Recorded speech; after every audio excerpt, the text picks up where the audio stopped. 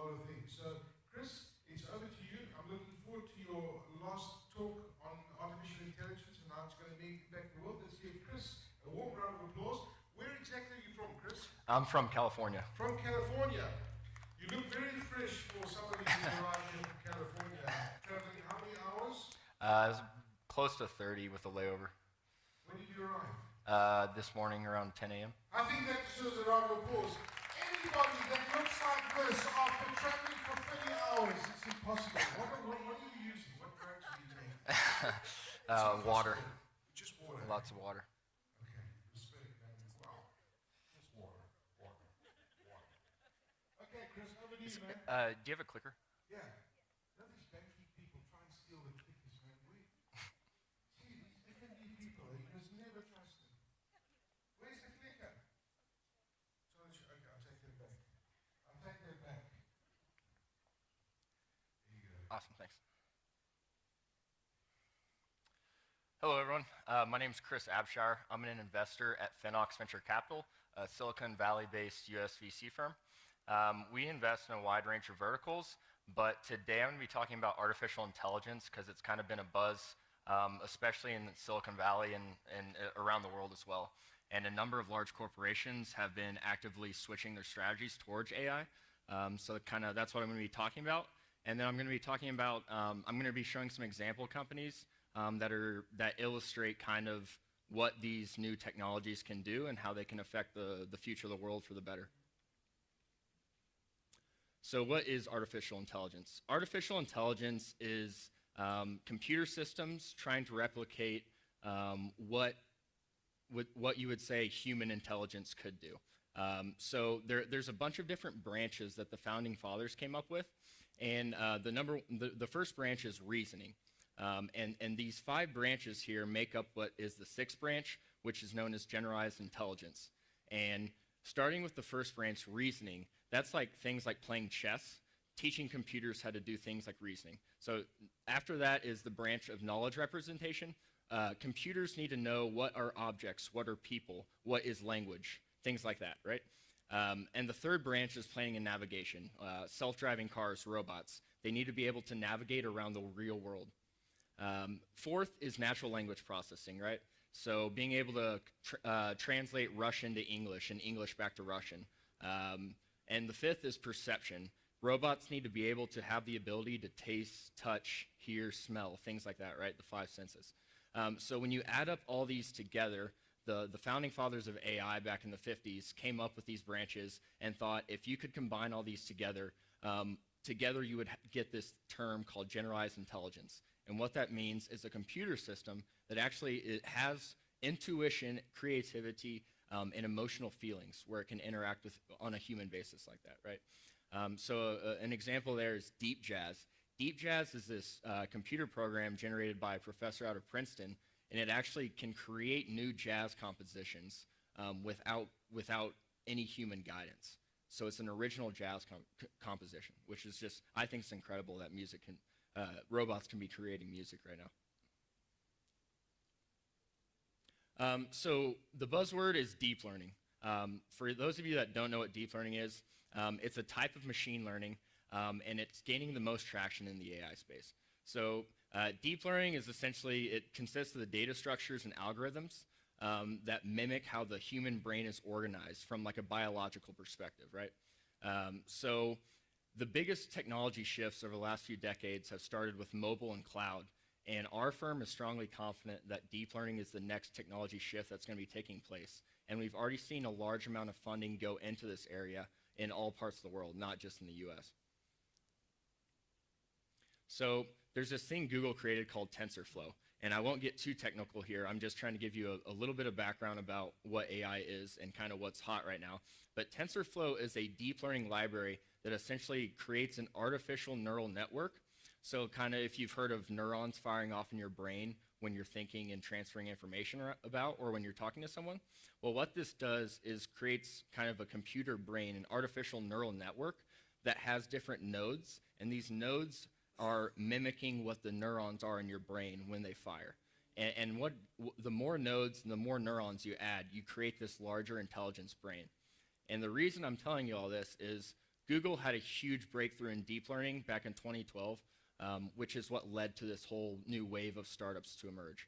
So Google took 10 million YouTube videos, 200 by 200 pixel stills, set up a neural network on 1,000 servers with 16,000 CPUs, gave it a week to train internally on its data, and without any human guidance, it was able to internalize its own its own internal structures, and categorize and understand what cats are and 3,000 other objects are out of like 20,000 objects. And what that means to you is it was a 70% increase in the accuracy from previously built neural networks. And it was just a huge, huge breakthrough that this self-created brain was able to now, if it was fed a video, recognize that there was a cat in it or not.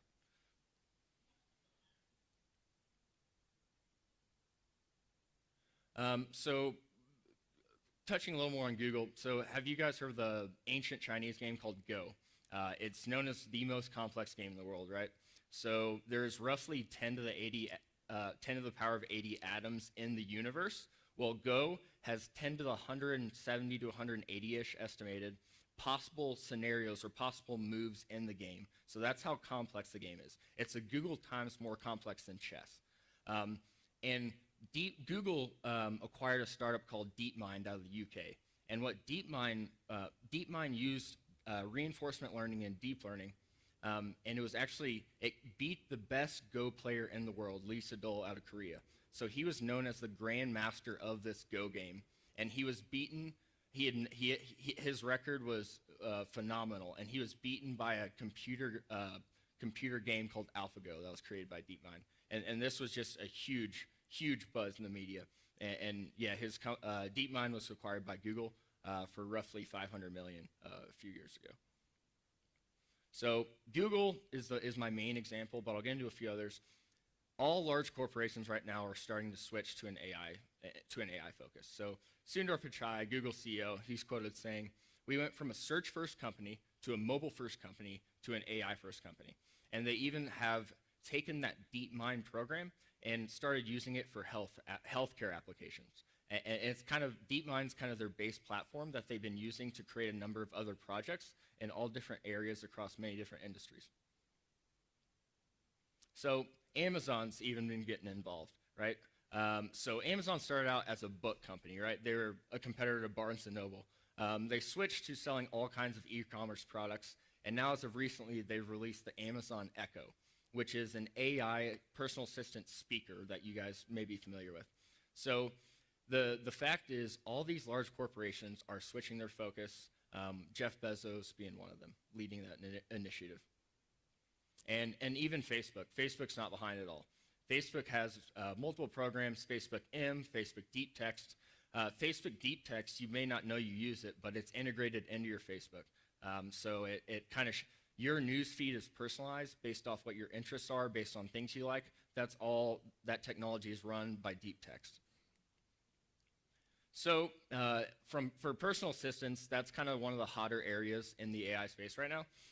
Google's recently announced their Google Home product, which is a direct competitor to Amazon's Echo. Siri was acquired by Apple for roughly $200 million. Siri, I'm sure you're all familiar with on the iPhone, the voice interaction service that can answer questions. And then Microsoft followed suit and created Cortana, another personal assistant very similar to Siri.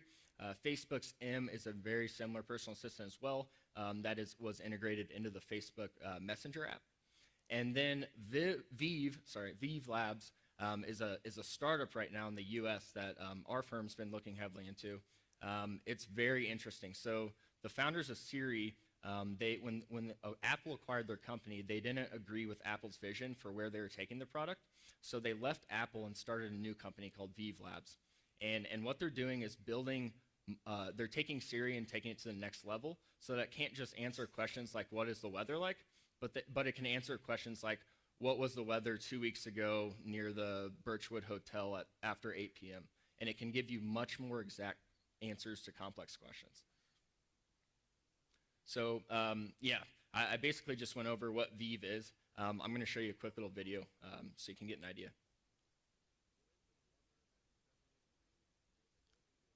Okay. Well, the volume's not working, but what he's doing is he's showing examples of when he's testing out the app. So he's asking it questions.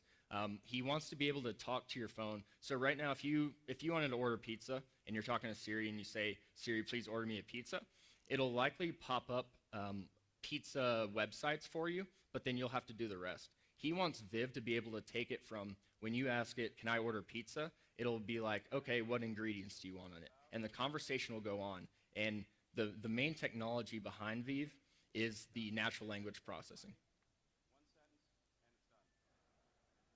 Let me continue. Send my mom some flowers for her birthday. Our friends from Pro Flowers come up with some beautiful arrangements here, but, well, she is a tulip lover. Let's try that. What about tulips? Great. So, some beautiful arrangements here. I'm going to go ahead and do that. Knows where my mother lives, seamlessly puts all that together, and we'll go ahead and buy that. And that's it. The flowers are on the way. Right? Let's keep going. Get me a nice room in Palm Springs for Labor Day weekend. So it doesn't just Hotels.com. just act as a personal assistant. It also can help you schedule things like book flights, book hotels.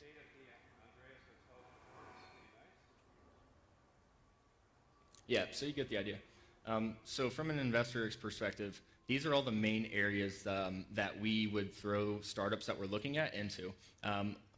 Images you're probably familiar with.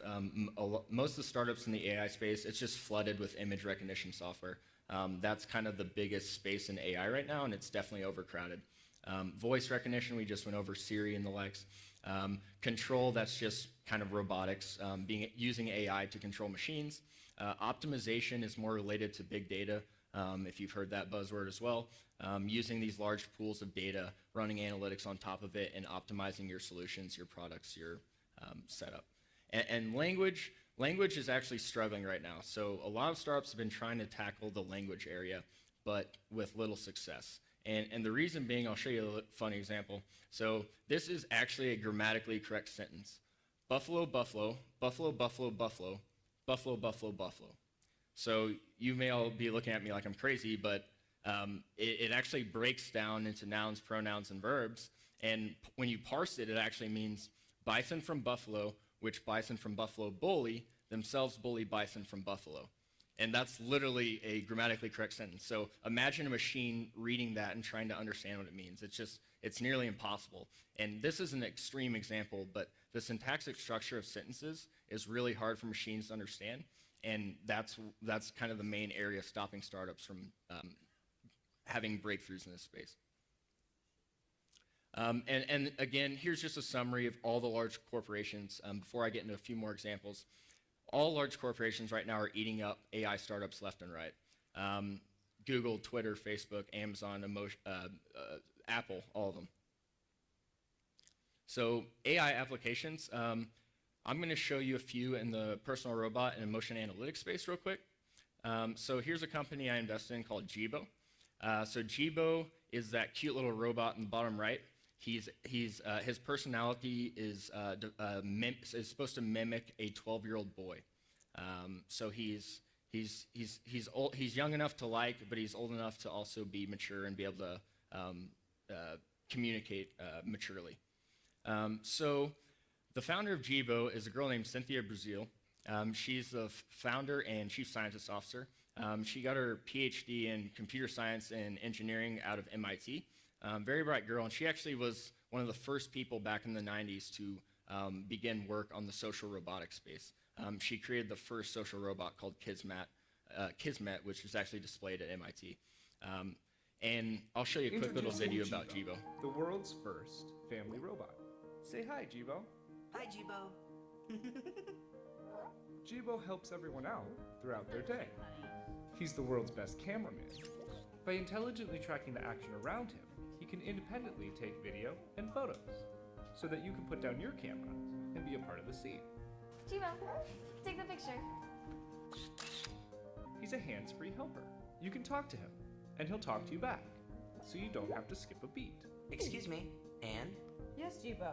Melissa just sent a reminder that she's picking you up in half an hour to go grocery shopping. Thanks, Jibo. Welcome home, Eric. Hey, buddy. Can you order some takeout for me? Sure thing. Chinese, as usual? You know me so well. You have a voice message from Ashley. Hey, call me when you're home. Better make that takeout for 2, Jibo. We've dreamt of it for years, and Yeah, so you get the point. He's a cute little robot, but it's very phenomenal what he can do. And he's actually, while he looks like a robot, he's being designed as a platform like iOS or Android, so that they have a software developer kit, so that third-party software engineers can actually develop apps for their products. So they showed you a few of the base apps that come installed when you buy them, like taking pictures and things like that. And here's some news articles titles. Could a robot really actually have feelings? So here's another company we recently invested in called Effectiva, also out of MIT. They do emotion recognition. So based on the facial gestures, they analyze your emotions. And there's a multitude of applications for those. But Jibo and Effectiva have actually started working together to integrate the emotion and personality into Jibo, so that Jibo can be more connected with the family and actually understand emotions. I know part of him is inspired off of Disney characters, so like when you see a Disney character, like its head tilts to the side, it means he's confused. That's kind of what they're going with right now. Emotion recognition technology can be applied to so many different areas. One big area is the advertising space. So like big players like Coca-Cola or large cereal companies or whoever wants to advertise their product, they'll sit a room full of 100 people. They'll have Effectiva's cameras, or just regular cameras looking at the people. They'll put Effectiva's software on it, analyzing all their faces, and they'll show 2 versions of a commercial. And based on the level of engagement with the audience, after showing the commercials a few times, Coca-Cola, for example, will choose which commercial they want to air on live television. So that's one way emotion recognition technology is being applied, but it's being applied to the gaming space, healthcare, entertainment. Gaming, for example, you're playing a game and you seem really frustrated, so the game actually lessens its difficulty for the user, or it seems too easy, so it gets harder for you, things like that. And I'll show you a quick little video. We believe digital content and technology products are made better when they are informed by human emotions.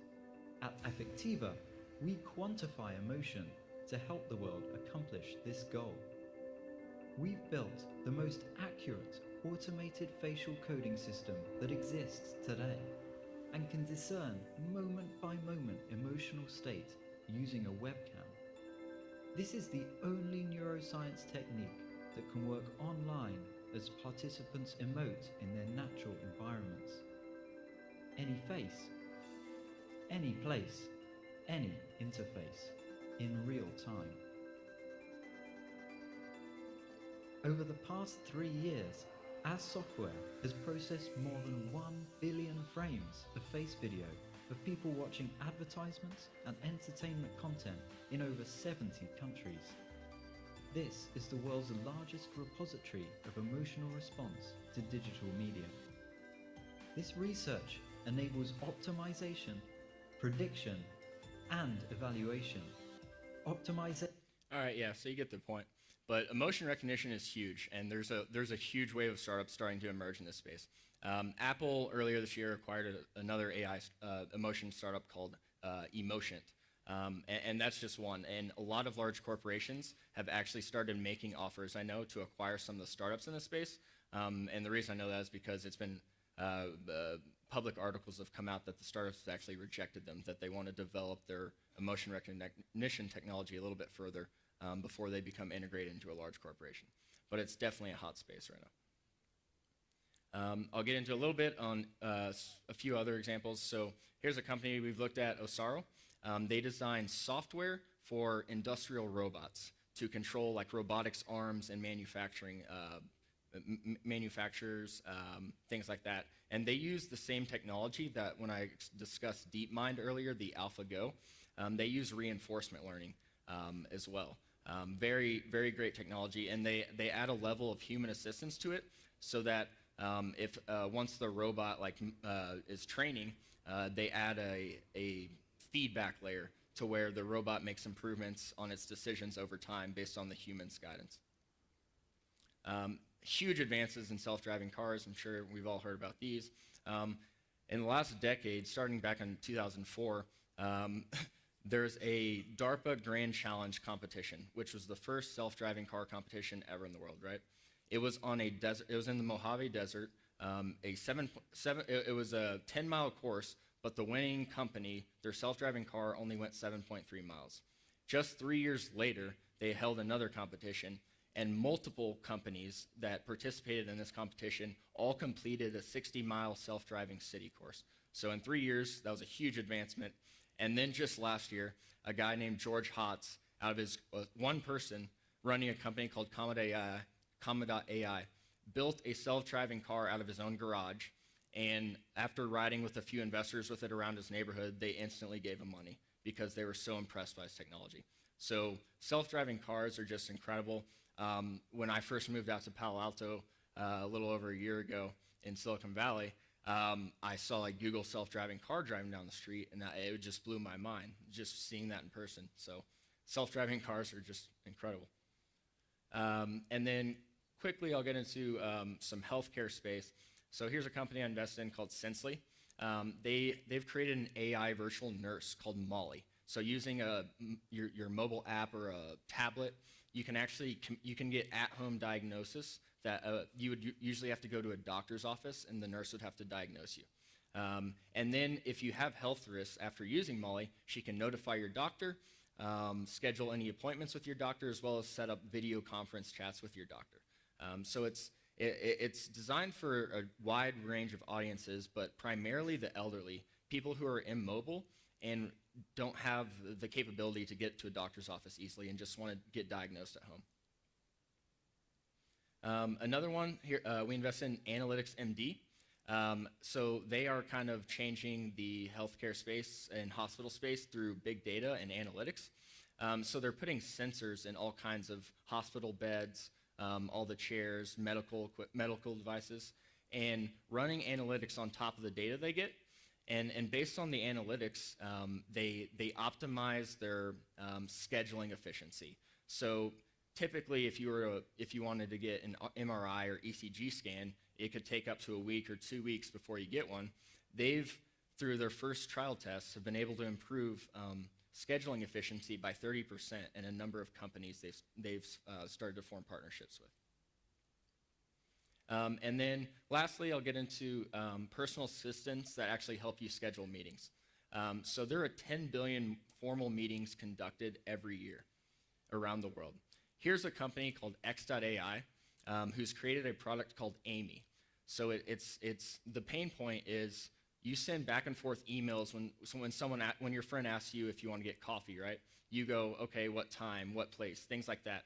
What Amy does, you just CC Amy at X.AI on the email when your friend sends you an email asking you to go to coffee, and she takes care of the rest. She responds back and forth to your friend, and she has access to your calendar. Over time, she knows your personal preferences and will book the meeting on both of your calendars accordingly. And it's much more faster if both parties actually are using Amy. So if both parties CC Amy and set up emails together, it's just instant calendar setup for both parties. So it's very amazing technology. I actually tried tricking it. I emailed from my work email to my personal email, just trying to set up a meeting, right? And it sent me a message back saying, hey, I know that's you. I know what you were trying to do. And I was just like, are you kidding me? So here's a little example of an email chain.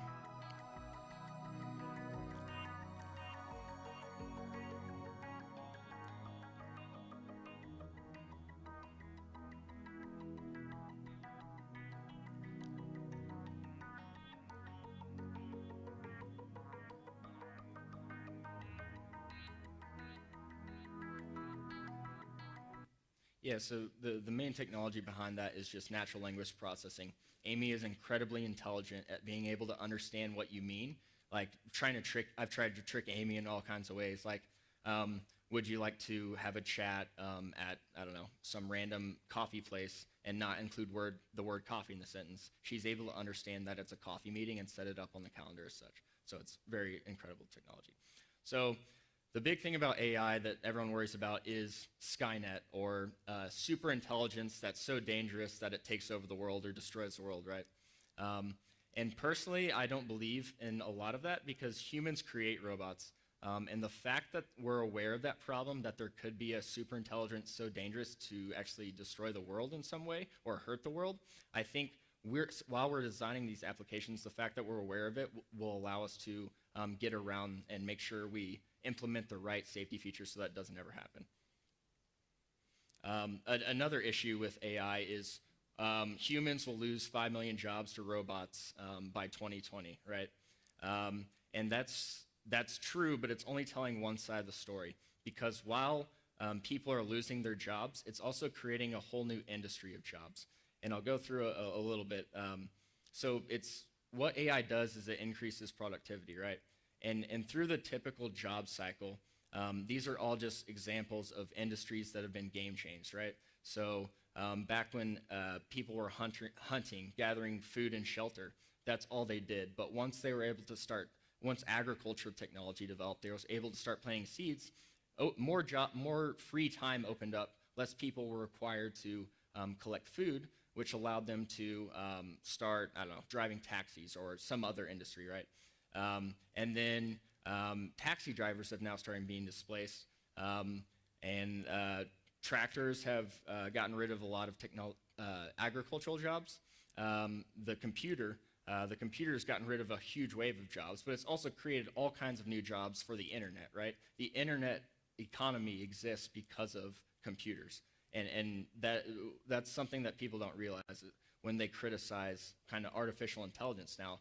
As that starts to replace jobs, sure, people are losing jobs, but those people that are out of jobs are just going to find a new industry or go to the next new industry that's being created. So if you would have told someone at the beginning of human time that if they're at a computer just moving an inanimate mouse, that would translate into them getting food, they would tell you you're absolutely ludicrous. That doesn't make any sense, right? So technology, in a sense, is magical. It allows people to produce more output from lesser input. And the magical ability to produce more from less is perceived as a loss of job by many people, but it's the same magical ability that has created every job since the beginning of time, back when everyone was hunting. So lastly, just wanted to make you all aware, Finox is also organizing an initiative called Startup World Cup. And we're partnered with the Venture Burn Pitching Den competition on Friday. So I encourage you all to be there for the startups that are pitching on Friday. We have a great batch. And kind of what Startup World Cup is, we are taking the winning startup from this batch on Friday, and we have 16 other events around the world. We're flying them all out to San Francisco in the US in March of next year, and then our firm's investing $1 million into the winning startup. So that's kind of what it is in a nutshell. Thank you, everyone. Well, I think that's pretty cool. It deserves a big round of applause. Come on, guys. So, Chris, that was absolutely fascinating. But, and you know, I love artificial intelligence and I love where it's going, but I don't agree with you about the job stuff. Okay. And I'll tell you why. There's a great example. They did this, if you want to read a book, it's called Rise of the Robots. It's a great book. And what they found out in Rise of the Robots, that they looked at the US economy in 1998, and they worked out that the US economy in 1998 used up 194 billion hours in the workforce. That's how many hours they took to run the US workforce, the US economy. That was in 1998. They did the same test 15 years later. They discovered 15 years later that business output had grown by 42%, which is the equivalent to $3.5 trillion. They also discovered that the population in the US had increased by 40 million people, and they discovered that it took the economy the same amount of hours to do exactly the same thing, 194 billion hours. So I don't know if I agree with you. I think it's great that we have it, and if you look at that robots are going to be replacing, artificial intelligence is going to be replacing some jobs in the legal industry. Look at switchboard operators. They're not going to be around for too long. But I do agree with you that we can find other jobs for those people to do, but I don't think there will be enough jobs to replace them. Yes, I'd agree with that in the long term. In the short term, I think there are plenty of more jobs being created, especially for engineers and people just managing self-driving cars and all kinds of new applications for creating the technology. Long term, I do agree with you on the side that I do think there will be a point in time where we've optimized technology enough and we're producing enough output with minimal input where not as many people, or if no people at all, need to actually work. And the number of work hours will start to decrease once technology hits that point, once robots have been And created. that will be quite cool because we'll have like weekends will start on a Monday, and they'll weekends will start on a Wednesday, and we'll go back to work on a Monday. So we'll just have to work for 2 or 3 days a week. Now that's what I like about technology. But at some point, you're quite right. I think that the technology is going to be doing so much, we're going to have a lot more time on our hands to do other stuff. Right. Which is not a bad thing, but I think it poses all sorts of other social challenges in the world that we live in. Anybody got a quick question for Chris? If you want to raise your hand, there we go. We've got one in front here. Okay, I'll be with you in 1 second.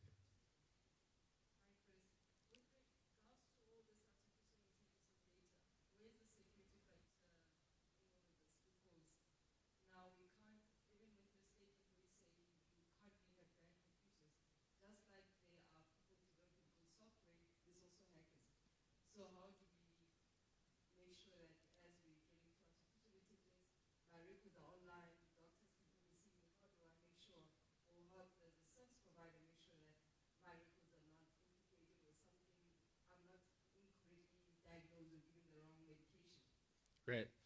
So 2 things. One, I think security startups working alongside government institutions and creating the right regulations will help stop that data security breach as more data and more AI puts data more, I guess, up in the cloud, right? And more readily available for someone to hack.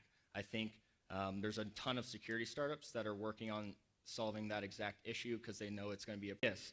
So right now I mentioned there's a huge wave in image recognition startups. That's kind of the first layer.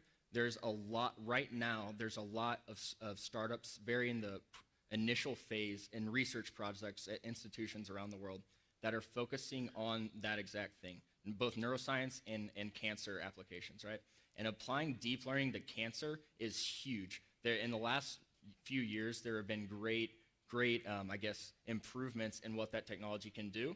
The issue is the reason image is so big right now, there's so many startups in it, is YouTube and Google have been indexing all this data online, right? So YouTube has these large databases. The healthcare space with cancer data, the data is not digitally available and accessible to be able to run analytics and run deep learning on top of it.